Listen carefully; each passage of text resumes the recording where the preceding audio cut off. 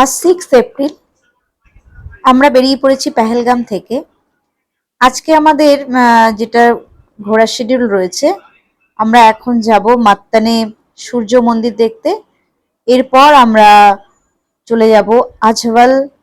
আজভাল ঘুরে সোজা চলে যাব সিনথানটপে। সেখান থেকে ঘুরে এসে আমরা কোকরেনাগে আসবো, কারণ কোকরেনাগে আমাদের নাইট স্টে রয়েছে। ওখানে লাগেজ টাগেজ রেখে কোকরেনাগ গার্ডেনটা, বোটানিক্যাল গার্ডেনটা আমরা ঘুরে দেখবো। এটা কিন্তু একেবারে অফবিট কাশ্মীর যাকে বলে তার একটা অংশ বলা যেতে পারে।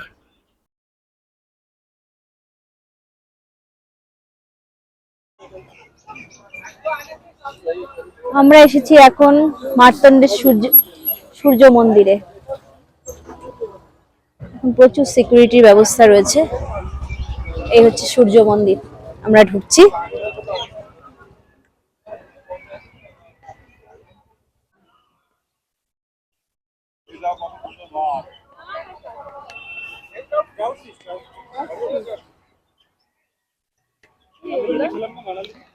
এই দেখুন, সূর্য মন্দিরে ঢুকেই এখানে অনেক ট্রাউট ফিশ দেখতে পাওয়া যাচ্ছে। এটা হচ্ছে গৌরী কুণ্ড। হ্যাঁ, দেখেছি কি সুন্দর ট্রাউট ফিশ, যে মেয়ে দেখছে।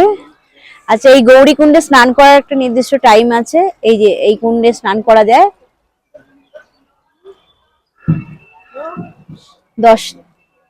4টে থেকে 10টা পর্যন্ত। আমরা সূর্য মন্দির দেখেছি উড়িষ্যায়।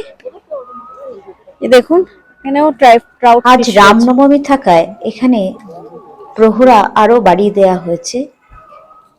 এখানে দেখুন প্রচুর সিকিউরিটি রয়েছে, পুলিশ রয়েছে। আমার মেয়ে ছোট বলে ওকেই ওরা ওখানকার স্থানীয় মানুষজন পুজো করলো। করে দেখুন কত কিছু দিয়েছে, মা রূপে পুজো করে, যেভাবে প্রণাম করে এইসব জিনিস কিন্তু ওকে দিয়েছিল তিন্নিকে। মেয়ে এগুলো পেয়ে খুবই খুশি, যে এরকম যে কেউ পুজো করতে পারে ও ভাবতেও পারেনি। সত্যি এখানে এসে মনটা ভরে গেছে।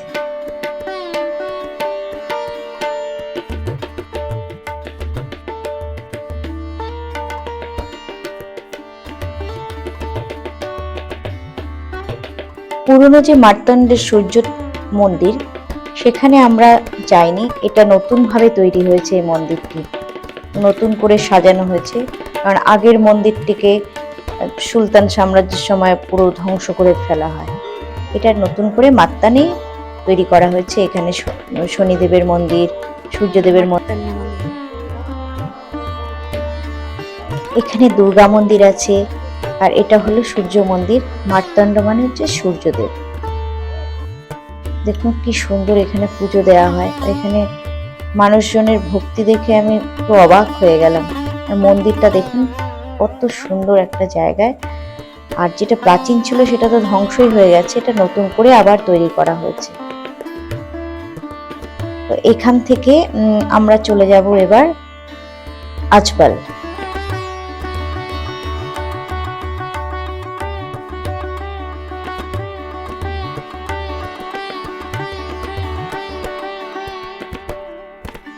আর জানেন তো, এখানে যে অমরনাথে, বাবা অমরনাথে যে পুজো দেওয়া হয়, এখানে অনেক পুরোহিত এখানে থাকেন এবং সেখানে যথেষ্ট প্রহরার ব্যবস্থাও আছে। তো এই মাত্তানে প্রচুর পণ্ডিতরা এখানে রয়েছেন। খুব ভালো লাগলো জেনে এই কথাটা। তো আমাদের এই কথা বলতে বলতে এবং ঘুরতে ঘুরতে সময় কেটেই গেল। এরপর আমরা চলে যাব, যেটা বললাম, আজবালে। ওখানে আপনাদের সাথে দেখা হচ্ছে। আর এখানে দেখুন কি সুন্দর মাছগুলো খেলে বেড়াচ্ছে। এই এত মাছ এখানে কিন্তু কোনো শিকার করা যাবে না, এই মাছ ধরাও যাবে না।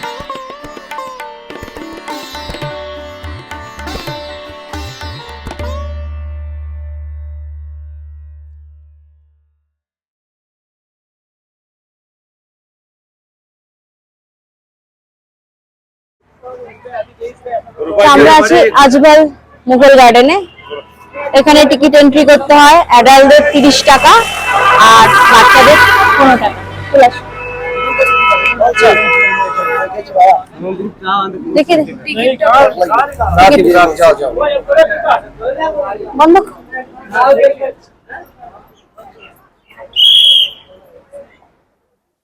আচ্ছা, এই হচ্ছে একটা মুঘল গার্ডেন অনন্তনাগ ডিস্ট্রিক্টে। মুঘল গার্ডেনের যেটা বৈশিষ্ট্য,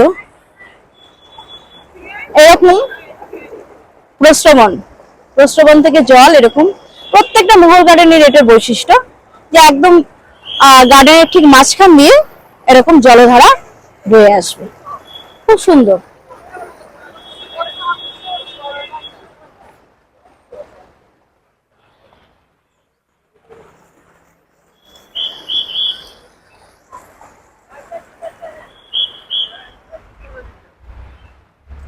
এই বাগানটি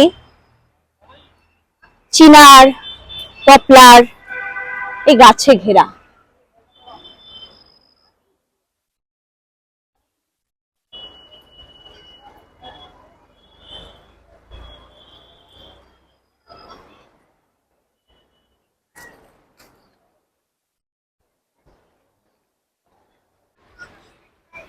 এটি একটি মুঘল গার্ডেন। এর ঠিক দেখতে পাচ্ছেন মাঝখান দিয়ে ওয়াটার স্প্রিংটা আসছে। এটা প্রত্যেকটা মুঘল গার্ডেনেরই একটা বৈশিষ্ট্য। এই গার্ডেনটি তৈরি করেছিলেন জাহাঙ্গীরের মহিষী নূরজাহান 1620 খ্রিস্টাব্দে। এটা প্রায় 36 ফিট উচ্চতায় অবস্থিত। আর এখানে চারদিকে দেখা যাচ্ছে পপলার, ম্যাপল, এই গাছে পুরো ঘেরা, খুব সুন্দর।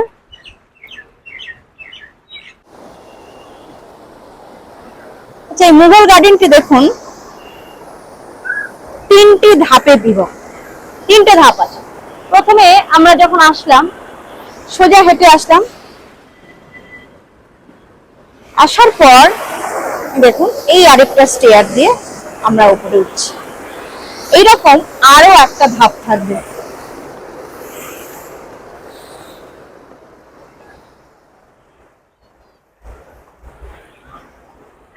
আমরা এই ঝর্ণাটার উৎস মুখে যাব।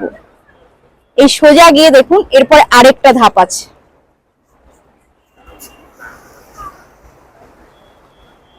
নূরজাহানের খুব পছন্দের এই বাগানটি ছিল, তাই উনি এত সুন্দরভাবে সাজিয়ে এই বাগানটিকে সাজিয়েছেন। চারিদিকে দেখুন পপলার গাছ, অ্যাপেল গাছ, অদ্ভুত সুন্দর। এখানে সাধারণত লোকাল মানুষজনই আসে।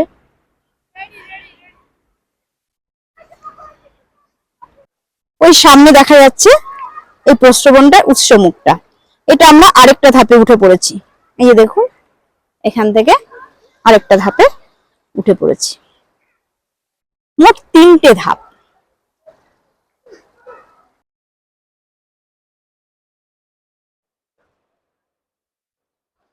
ওই যে দেখা যাচ্ছে ঝর্ণাটা যে নামছে, ওটা হলো গিয়ে শেষ ধাপ। দেখুন কিভাবে ধাপে ধাপে জল এইভাবে পুরো চ্যানেল করে, বাগানের পুরো মাঝখান দিয়ে এরকম চ্যানেল করে পুরো গার্ডেনটাকে কভার করেছে।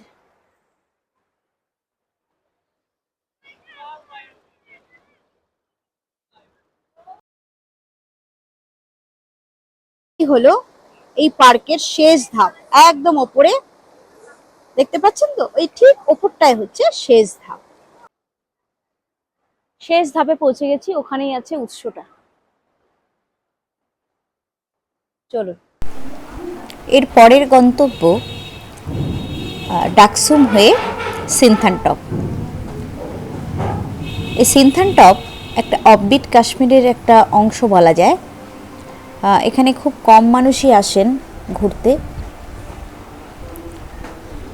এখানকার যেটা বৈশিষ্ট্য, জুন জুলাই মাসে গেলেও এখানে প্রচুর বরফ দেখতে পাওয়া যায়।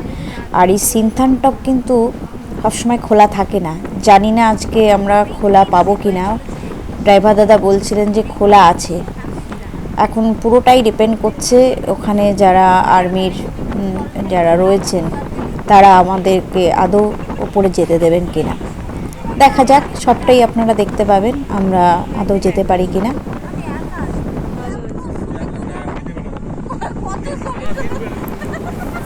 ডাকসুমে যে সুন্দর নদীটি দেখতে পাচ্ছেন এর নাম হচ্ছে ব্রিংহি নদী। ব্রিংহি নদী হলো আসলে ঝিলম নদীর একটি উপনদী। এছাড়াও এখানে ডাকসুম স্ট্রিম বলেও একটা নদী রয়েছে। এই দুটো নদী এখানে প্রবাহিত হয়, আর এর কনফ্লুয়েন্স যেটা সেটাও খুব সুন্দর। সেটা ডাকসুমে আপার স্ট্রিমে এটা আমরা দেখতে পাবো। তো বেলা অনেকটাই হয়ে গেছে, দেখা যাক। আগে আমরা সেনথানটপ যাব, কারণ এই রাস্তা যে কোনো সময় বন্ধ হয়ে যায়।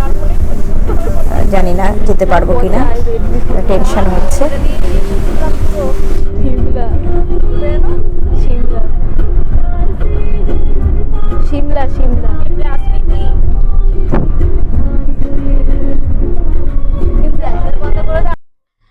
আমরা ডাকসুমে পৌঁছে গেছি, কিন্তু এখানে চেকিং হচ্ছে খুব ভালোভাবে। এরপরে আমরা সোজা সিনথানটপে চলে যাব।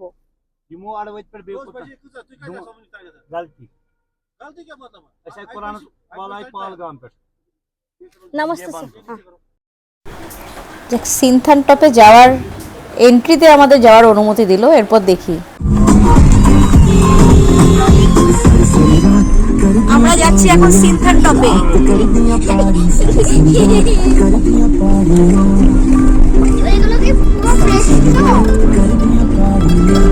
চারপাশে শুধু বরফ আর বরফ। ব্যাক ক্যামেরা দেখাচ্ছি।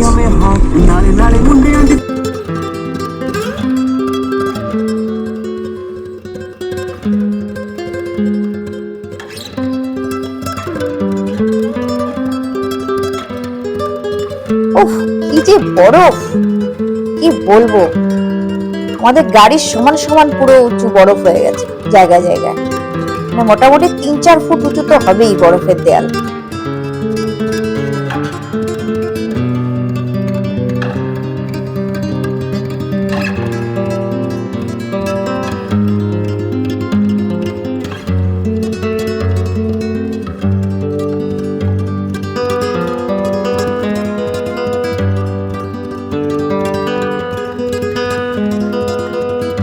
কাশ্মীরে এই একটি জায়গা সেনথানটপ, যেখানে জুন জুলাই মাসেও বরফ পাবেন। সেখানে হয়তো গুলমার্গ, ওখানে বরফ থাকে না, কিন্তু এইখানে বরফ শিওরশট থাকবেই। একেবারে সেনথানটপে গেলে সেটা দেখা যাবে, এত সুন্দর।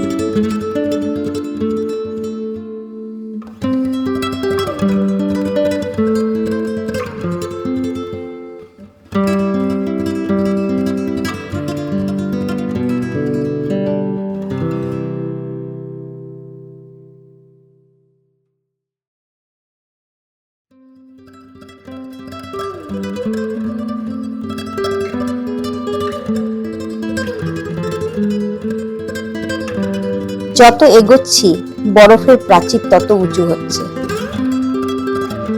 মনের মধ্যে যে কি উত্তেজনা হচ্ছিল কি বলবো। মনে মনে ভাবছিলাম সিনথানটপে গিয়ে কত বরফ দেখতে পাবো।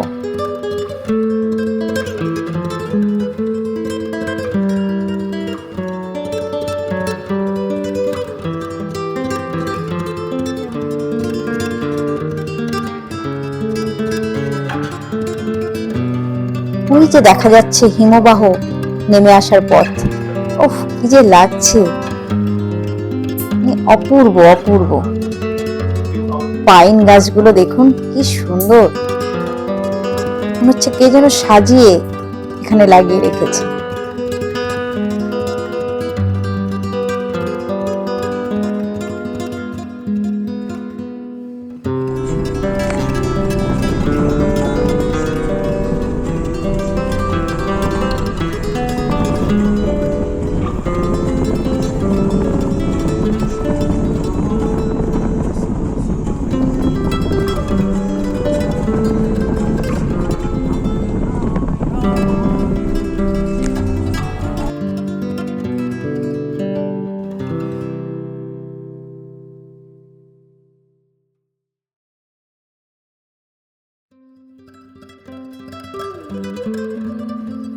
সিনথানটপ আসলে কিস্তোয়া জেলায় অবস্থিত একটি গিরিপথ, যেটি অনন্তনাগ ডিস্ট্রিক্ট আর ওদিকে কিস্তোয়ার ডিস্ট্রিক্টকে জুড়েছে।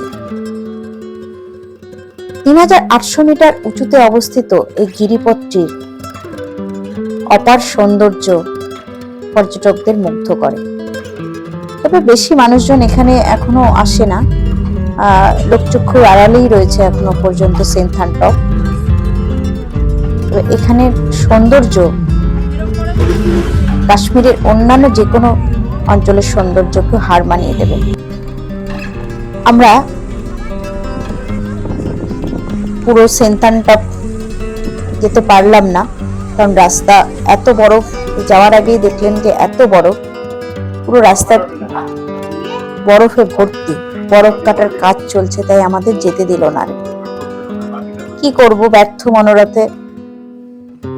তার আগেই দেখছিলাম সব নানা রকম অ্যাক্টিভিটি হচ্ছে, তো ওখানেই আমরা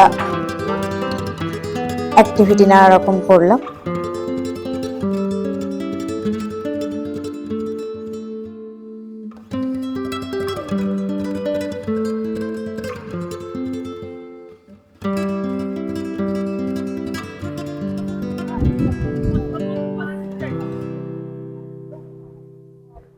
সিনথানটপে যেতে পারলাম না, আগেই নামিয়ে দিয়েছে এত বরফ।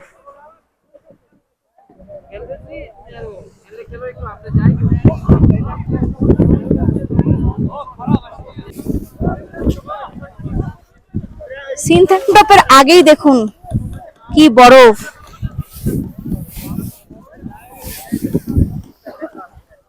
সিনথানটপের আগেই আমাদের নামিয়ে দিয়েছে, এখানেই অনেক অ্যাক্টিভিটি হচ্ছে। বরফ দেখুন, পা ডুবে যাচ্ছে। আমি দেখাচ্ছি, জাস্ট দেখুন ভিউটা।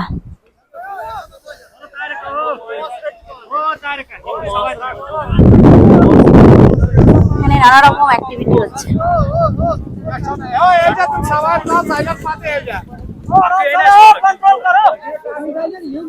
নেমে যাচ্ছি এখন।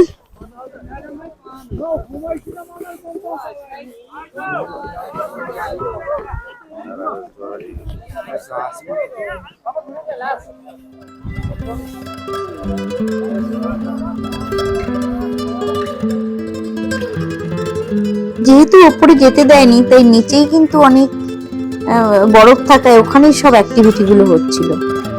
দেখুন পুরো বরফের দেয়াল, 3 ফুট মতো উঁচু হবে। আমরা এখানে বসে চা টা খেলাম, নানা রকম অ্যাক্টিভিটি করলাম। তারপরেও যেন একটা মনের ভেতর কোথাও একটা কষ্ট রয়ে গেছে যে যেতে দিলে ভালো হতো। হ্যাঁ, খেলো খেলো।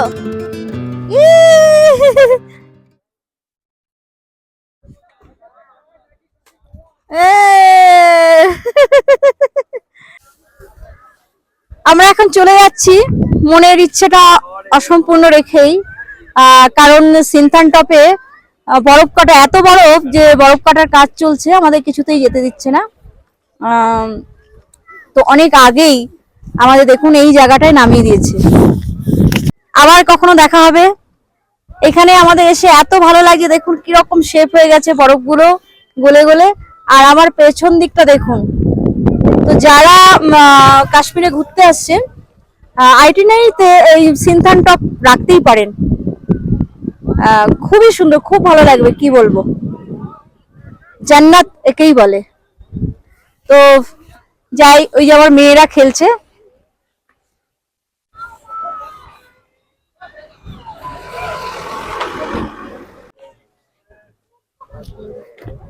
বরফ দিয়ে খেলছিস? আরে বাবা, আমার মাথায় মারবে বলে এসছে। দিস না। এই দেখো, চলো বলছি, গাড়ি ছেড়ে দেবে। এই যে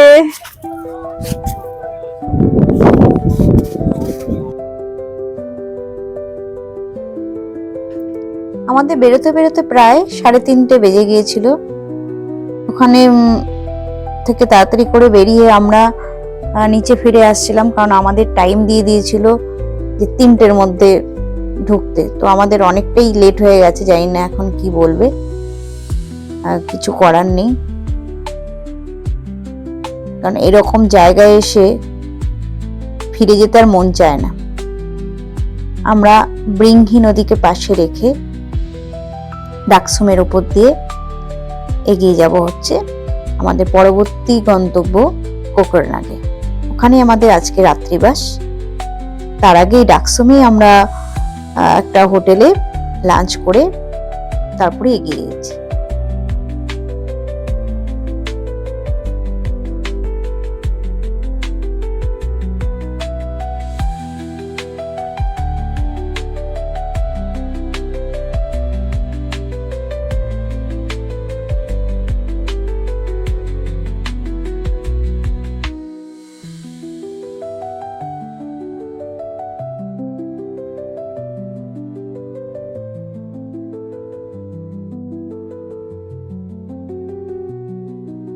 আচ্ছা, আমরা আছি কোকরনাগে। কোকরনাগে আমরা বুক করেছি জেকেটেডিসির প্রপার্টি, জেকেটেডিসির হাট। এই হচ্ছে আমাদের আজকের আস্তানা। এর চারপাশের ভিউটা শুধু দেখুন। এই দেখুন, এই আরেকটা হাট, ওই ওপরে আরেকটা হাট, তারও ওপরে হাট রয়েছে। মানে অনেকটা এলাকা জুড়ে কিন্তু এই হাটগুলো। আর এই যে পেছনে দেখতে পাচ্ছেন, দেখুন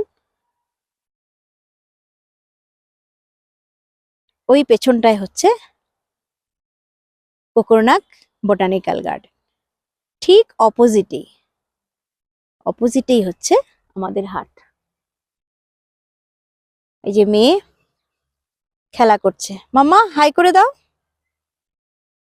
চলো উঠে এসো, তুমি উঠে এসো, ঠান্ডা আছে।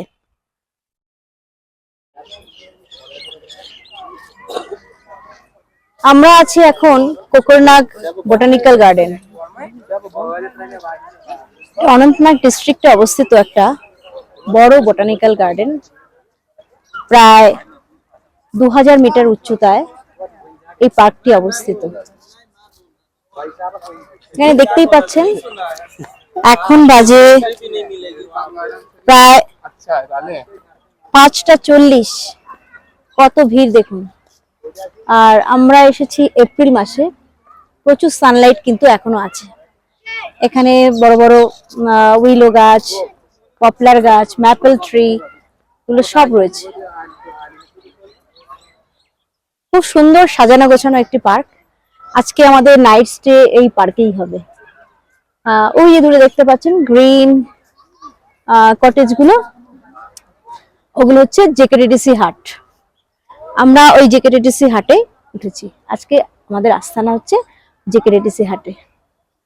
আর এই পার্কটার সৌন্দর্য শুধু দেখুন, খুব সুন্দর।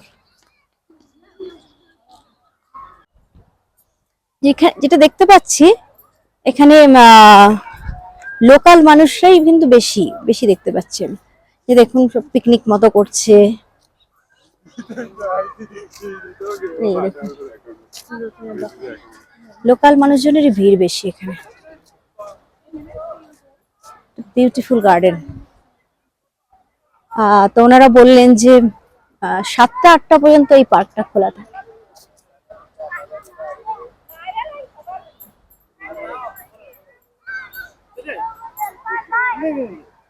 সুন্দর করে সাজানো একটা উদ্যান। আপনারা এসে অবশ্যই, এই যে দেখুন, এই এপ্রিল মাসে এসেছি আমরা, কি সুন্দর সুন্দর ফুল। জুম করে দেখাই, দেখুন কত নাম না জানা গাছ, অদ্ভুত সৌন্দর্য, অদ্ভুত।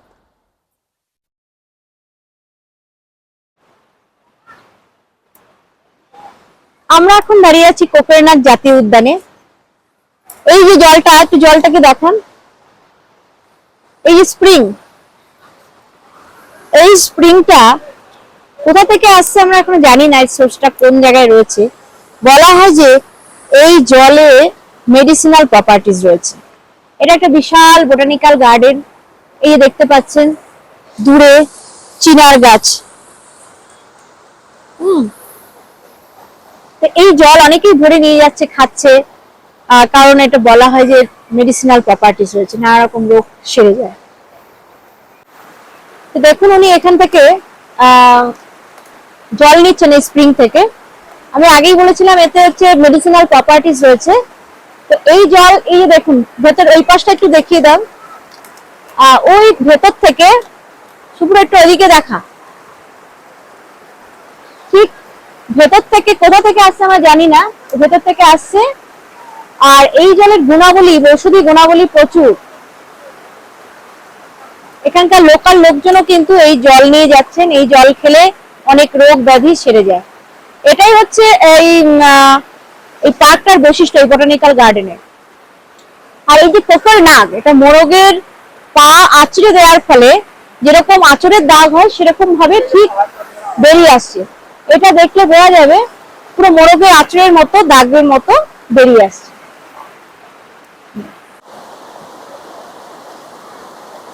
ওই যে পেছন দিক থেকে, এটা আসলে একটা ঠান্ডা জলের প্রস্রবণ। হ্যাঁ,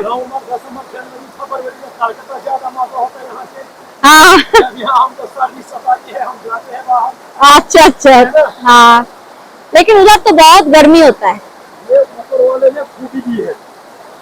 बहुत ही अच्छा है आपका जगह, ये तो जन्नत ही है। जन्नत है, काश्मीर जन्नत है। जन्नत है। लेकिन 3 महीने नहीं, जब वो बर्फ पड़ता है। लेकिन हम लोग तो बर्फ देखने के लिए आते हैं इधर। अच्छा, आप आते हैं, लेकिन हम लोग सर्दी ज्यादा सफर नहीं।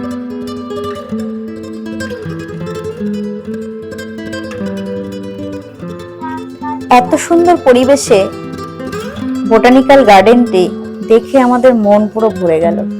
আর আমি ভাবছিলাম যে এটা ফল সিজনে কত সুন্দর লাগবে। পুরো সারা গার্ডেনটাতে পুরো দেখুন চিনার গাছে ভর্তি, আর এই সব পাতাগুলো পুরো লাল হয়ে যাবে।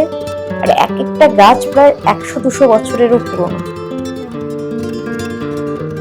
আজকের পর্ব আমরা এখানে শেষ করছি। আমাদের কাশ্মীর সিরিজের ভিডিওগুলো আপনাদের কেমন লাগছে অবশ্যই জানাবেন। আর সব থেকে বড় কথা,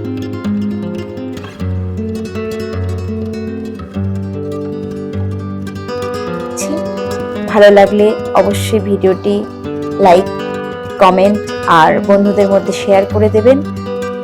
তার সাথে এটা অবশ্যই করবেন, সেটা হচ্ছে আমার চ্যানেলটিকে সাবস্ক্রাইব করে পাশে থাকবেন। ধন্যবাদ।